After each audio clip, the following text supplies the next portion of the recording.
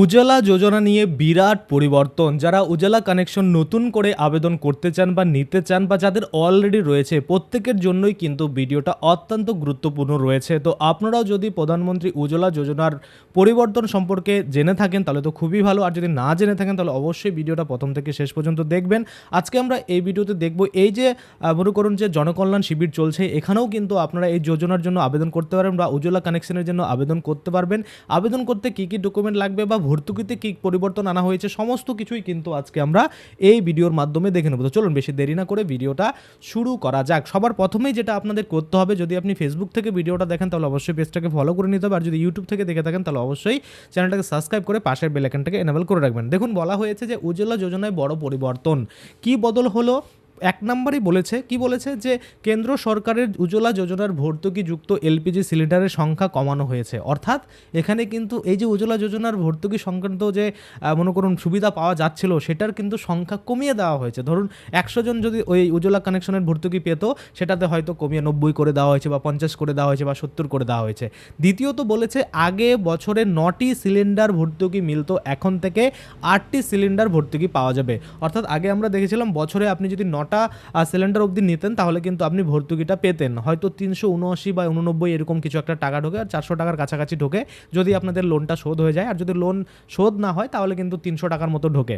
তো সেটা আগে আপনারা বছরে 9টা সিলিন্ডার পেতেন, এখন কিন্তু সেটা কমিয়ে 8টা করা হয়েছে। হলো তৃতীয় নম্বরে যদি আমরা চলে আসি, তৃতীয় নম্বরে বলা হয়েছে যে ভর্তুকির পরিমাণ, অর্থাৎ ভর্তুকির পরিমাণ যে পরিমাণে দেওয়া হতো সেটাকে আপডেট করে কমিয়ে দেওয়া হয়েছে। আচ্ছা, তারপরে যদি আমরা দেখি এখানে প্রতি 14.2 কেজি এলপিজি সিলিন্ডারে 300 টাকা ভর্তুকি বাহাল থাকছে।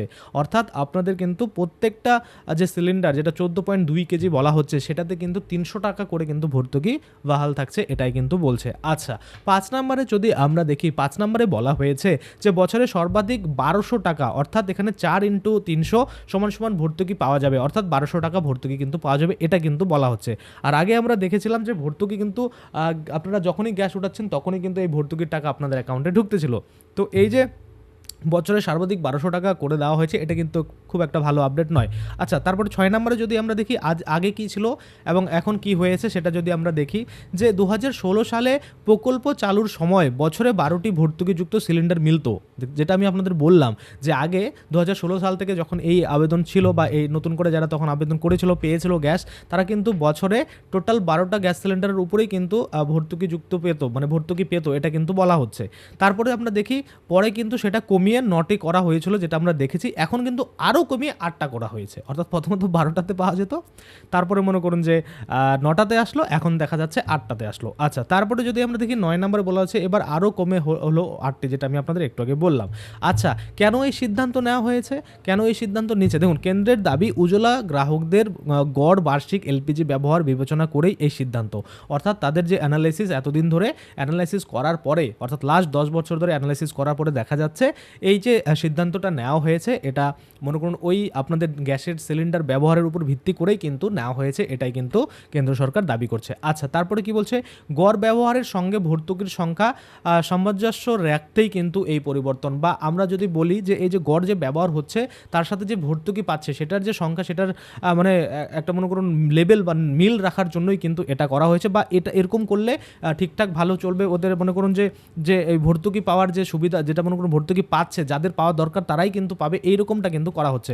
অর্থাৎ অনেকেই দেখা যাচ্ছে এই যে উজালা কানেকশন সেটা নিয়ে বসেছিল কিন্তু সে পাওয়ার যোগ্য নয়, তাহলে সেগুলোকে কিন্তু বাতিল করছে, বা যে পাওয়ার যোগ্য নতুন করে যারা আবেদন করবে, যারা পাওয়ার যোগ্য তাদেরকে কিন্তু দেওয়া হবে। আপনারা জানেন সকলেই যে এই যে উজালা কানেকশন রয়েছে, সেই উজালা কানেকশন যদি আপনি পেয়ে যান তাহলে কিন্তু আপনি যা টাকা দিয়ে গ্যাস কিনলেন, ধরে নিলাম আপনি 1050 টাকা দিয়ে গ্যাস কিনলেন এবং সেখানে যদি আপনি 400 টাকার মতো ছাড় পেয়ে যান তাহলে কিন্তু 650 টাকা আপনার শুধুমাত্র গ্যাসের দাম লাগলো।